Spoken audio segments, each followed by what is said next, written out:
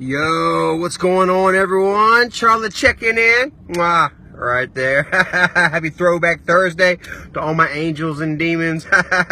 Switching it up for you guys. So, anyways, what's going on, guys? I am on my break and hadn't posted nothing on Facebook in a little bit. Brad, is that mold? I don't think that's mold. Fuck it, I'm gonna eat it. Anyways, guys, so taking a quick lunch break. Hadn't posted anything on travels together in a couple of days since the Toe of Satan challenge, which we failed horribly, and hopefully, I'm cutting my bread. Hopefully you guys all enjoyed that and hanging out with me today, guys. I've got the next 5 days off, man, so I'm so super excited. I'm gonna go ahead and knock this out today and then try to plan something for the weekend. I hadn't done nothing, and I want to go out and do something with you guys. So, what was I going to talk to you guys about today? Halloween. What was it? Oh my gosh, guys. I am kind of stuck. I had a whole thing I was going to talk to you guys about, and then it just lost in my head, man, as soon as I start talking. So, what was I going to talk about? I'd seen some stuff. Okay, first I want to give a shout out to Nick T. Much love to you, brother. I did a little contest thing. Ooh, chicken salad. Chicken salad. Ooh, she also put some of this salsa in it that Drew got us.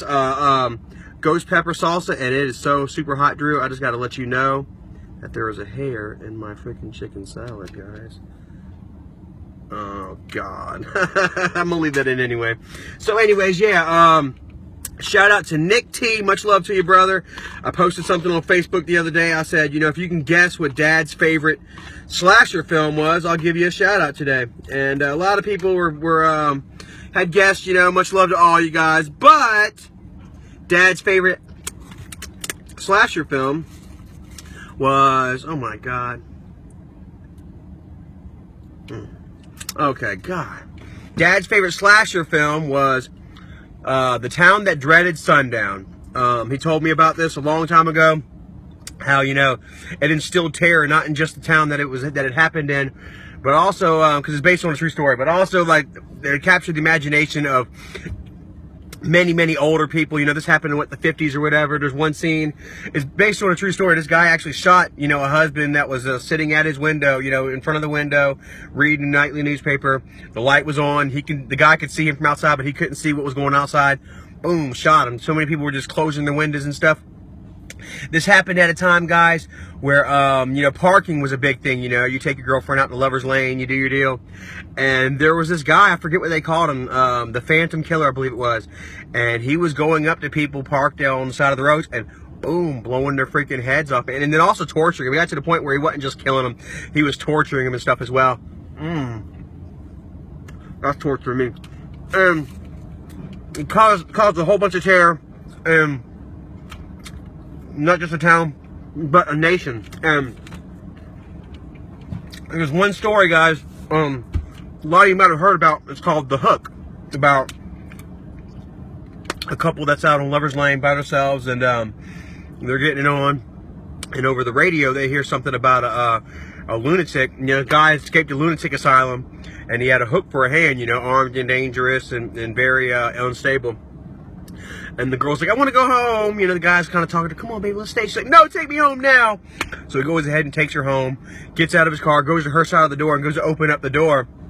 And he notices a bloody hook stuck to the handle, ripped off at the stump of his arm. So apparently, you know, as they went to leave, the hook man was coming to kill him, you know. So it was first heard about in a Dear Abby column, you know, trying to scare kids about the dangers of sex. It wasn't so much about a killer as it was the dangers of sex. So I was watching Killer Legends, and that was pretty cool. You know, they said that the hook man, the bloody hook story was attached to the Phantom Killer story, which turned into The Town That Dreaded Sundown, and it was one of Dad's favorite slasher films, probably his favorite, you know, as a kid, you know.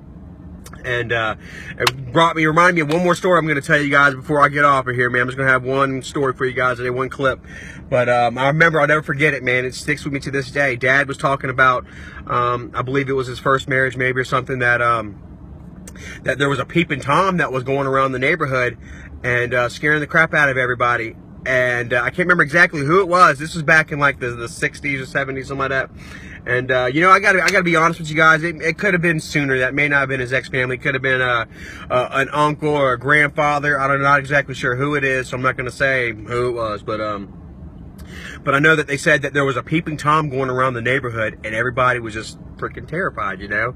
And whoever this was in his family, you know, their members of the family thought they had saw somebody messing around, looking in their windows and stuff like that. And they actually found some footprints down by the, you know, like a AC unit or whatever. And so the grandfather, uncle, whoever, stayed out all night one night. And with his shotgun, just sitting there waiting to see anybody show up, you know. 9 o'clock turned to 10, 10 turned into 11, 11 to 12, to 12 to 1. Roughly around 2 o'clock that morning, he was still out there with his shotgun. And said he was getting tired, man, eyes were starting to droop. And all of a sudden, he slowly saw something coming out of the ditch. Hand, face, looking around.